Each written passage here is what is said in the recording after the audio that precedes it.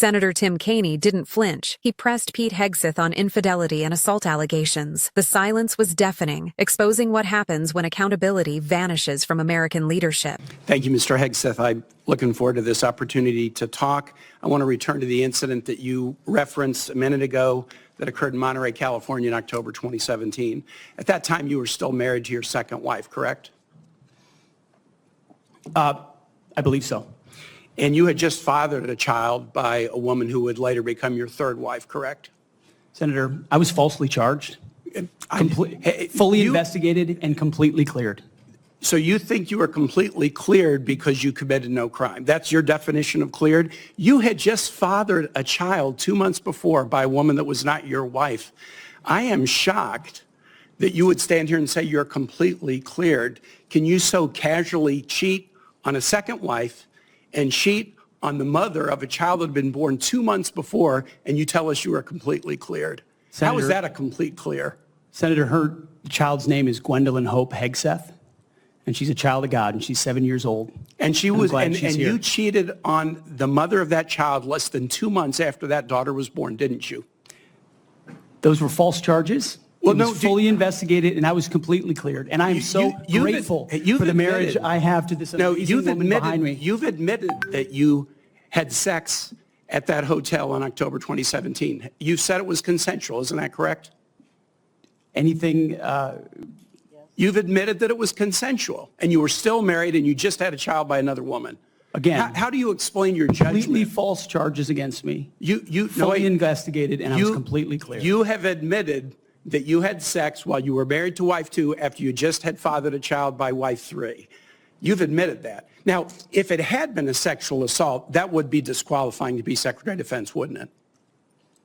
It was a false claim then and a false claim now. If it had been a sexual assault, that would be disqualifying to be Secretary of Defense, wouldn't it? That was a false claim. So you're talking about a hypothetical. So you can't tell me whether someone who has committed a sexual assault is disqualified from being Secretary of Defense?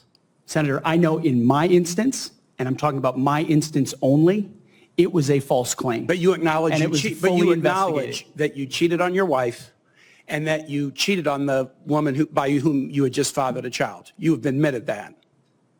I will allow your words to speak for themselves. You're not retracting that today. That's good. I assume that in each of your weddings, you've pledged to be faithful to your wife. You've taken an oath to do that, haven't you? Senator, as I've acknowledged to everyone in this committee, not a perfect person, not claiming to be. But no, I just asked a simple question. You've taken an oath like you would take an oath to be Secretary of Defense in all of your weddings to be faithful to your wife. Is that correct? I have failed in things in my life, and thankfully I'm redeemed by my Lord and Savior, Jesus Christ. In finalizing divorces from your first and second wives, were there non-disclosure agreements in connection with those divorces? Senator, not that I'm aware of. If there were, would you agree to release those first and second wives from any confidentiality agreement? Senator, it's not something I'm aware of. But if there were, you would agree to release them from a confidentiality agreement? Senator, that's not my responsibility. Did you ever engage in any acts of physical violence against any of your wives?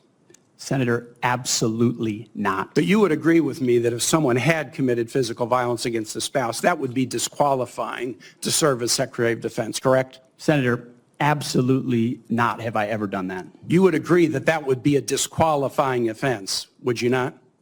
Senator, you're talking about a hypothetical. I don't think it's a hypothetical. Violence against spouses occurs every day. And if you as a leader are not capable of saying that physical violence against a spouse should be a disqualifying fact for being secretary of the most powerful nation in the world, you're demonstrating an astonishing lack of judgment. The incident in Monterey led to a criminal charge, a criminal investigation, a private settlement, and a cash payment to the woman who filed the complaint. And there was also a non-disclosure agreement, correct? It was a confidential settlement agreement off of a nuisance lawsuit. Right. During an interview, you claimed that you settled the matter because you were worried that if it became public, it might hurt your career. Do you maintain that you were blackmailed? Senator, I maintain that false claims were made against me. And ultimately, your attorney those used false the claims, phrase, I have the opportunity to attest my innocence in those false claims. But you didn't reveal any of this to President Trump or the transition team as they were considering you to be nominated for Secretary of Defense. You didn't reveal the action. You didn't reveal the criminal complaint. You didn't reveal the criminal investigation. You didn't reveal the settlement. You didn't reveal the cash payment. Why didn't you inform the commander-in-chief and the transition team of this very relevant event? Senator, I've appreciated every part of the process with the transition team. They have been open and honest with me. We've had great conversations between the two of us, and I appreciate the opportunity that President-elect Trump has given me. You chose not to reveal this, right? Because you knew it would hurt your chances.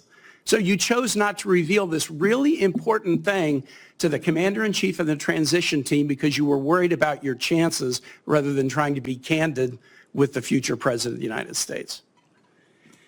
Are there any other important facts that you chose not to reveal to the president-elect and his team as they were considering you to be Secretary of Defense? Senator, I sit here before you an open book, as everyone who's watched this process. With multiple non-disclosure and confidentiality agreements tying the hands of many people who would like to comment to us. Much has been made of your workplace behavior as a leader of nonprofit veterans organizations and as a Fox News contributor. Were you fired from either of the leadership positions with the nonprofits? I was the leader. I was the CEO of Concerned Veterans for America and the executive director of Vets for Freedom. Were you fired from either and I of was them? never fired from a veterans organization. Do you have non-disclosure agreements with either of those organizations? Not that I'm aware of, Senator. Many of your work colleagues have said that you show up for work under the influence of alcohol or drunk. I know you've denied that, but you would agree with me, right, that if that was the case, that would be disqualifying for somebody to be Secretary of Defense. Senator, those are all anonymous false claims, and the totality they're not anonymous. The letters on the record here. They're not anonymous. On the record, we've seen records with names attached to them. Vets for Freedom, Concerned Vets for America, and Fox News one of your colleagues working hard every day on behalf of one of your mission. colleagues said that you got drunk at an event at a bar and chanted, "Kill all Muslims." Another colleague, not anonymous, we have this, said that you took co-workers to a strip club. You were drunk, you tried to dance with strippers, you had to be held off the stage, and one of your employees in that event filed a sexual harassment charge as a result of it. Now, I know you denied these things, but isn't that the kind of behavior that, if true, would be disqualifying for somebody to be Secretary of Defense? Senator, anonymous false charges. They're not anonymous. And I'll just conclude and say this to the chairman. You claim that this was all anonymous. We have seen records with names attached to all of these, including the name of your own mother. So don't make this into some anonymous press thing. We have seen multiple names of colleagues consistently throughout your career that have talked about your abusive actions, Chairman, attitudes, I think he's words, over and his time. statements. He's way over his time. I now yield. And thank you very much. I now ask unanimous consent to enter into the record a family court order concerning the appointment of parenting time between Mr. Hegseth and Mrs. Samantha Hegseth.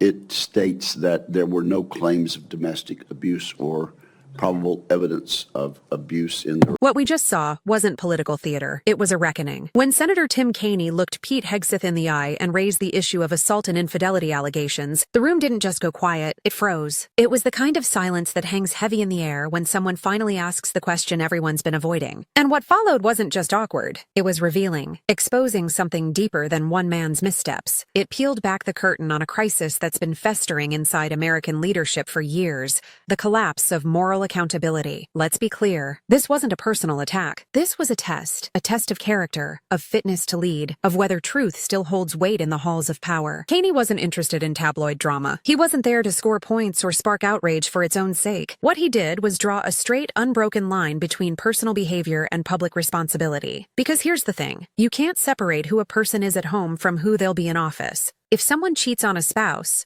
breaks promises, hides behind half-truths, and then shrugs it all off with a polished soundbite. How can we trust them to lead the most powerful military in the world? Leadership doesn't begin with a press release. It begins with integrity. And if that's hollow, everything that follows is theater. And Pete Hegseth's response? It was textbook political survival. Vague denials, rehearsed lines, and the ultimate shield, redemption. Not real redemption, the kind that begins with confession and change. No, this was the performative kind. False charges cleared, redeemed by Jesus Christ. That wasn't humility. That was a defense mechanism. A way to dodge responsibility while sounding virtuous. It was the equivalent of saying, case closed, while the questions still hang in the air unanswered. But Kaine didn't back down. He pressed harder. Not to embarrass, but to confront something bigger. A political culture that treats morality as optional. A system that's normalized the idea that as long as you say the right words, your actions don't matter. As long as you pledge loyalty to the right tribe, your sins can be repackaged as strengths. And that's the real problem. We've entered an era where accountability is weakness, where admitting fault is seen as political suicide, and where "I've been redeemed" has become the sanitized escape hatch from real consequences. In this ecosystem, moral failings don't disqualify. They're just branding issues to be managed, repackaged, and moved past. This isn't just about Pete Hegseth. It's about the moral rot inside the system that allowed him to sit before Congress, deflect,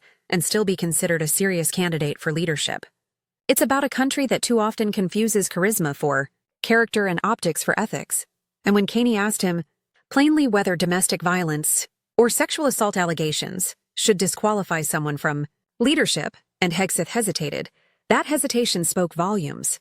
It wasn't just a personal failing. It was a crack in the foundation of our political expectations. Because in that moment, the question wasn't just about Hegseth. It was about us, about what we're willing to tolerate, about how far we've drifted from holding power to account. Let's not sugarcoat it. A man who dodges questions about violence, who treats past infidelity as irrelevant, who hides behind religion without showing remorse. That man is not showing leadership.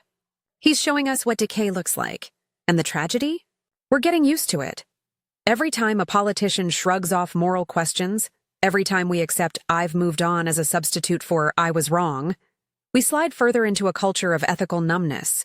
We lose the ability to be shocked, to be outraged, to demand better. That's why what Kaine did matters. He reminded us that public service isn't just about policy. It's about character. It's about who we trust to make life or death decisions, to represent our values, to model what leadership looks like for the next generation. Because when it comes to the Department of Defense, this isn't symbolic. It's deadly serious.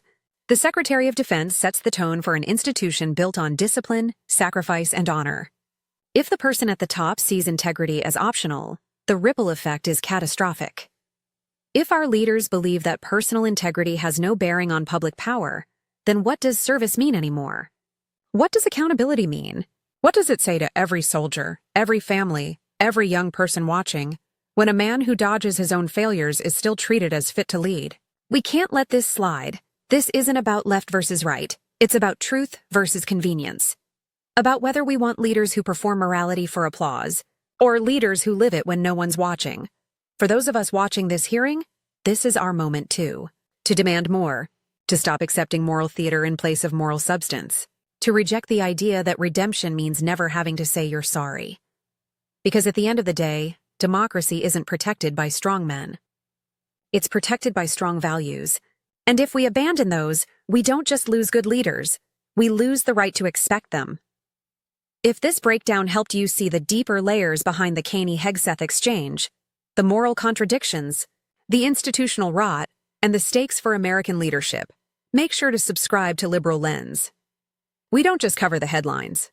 We dig into the truth behind them, because democracy doesn't die in darkness. It dies in silence.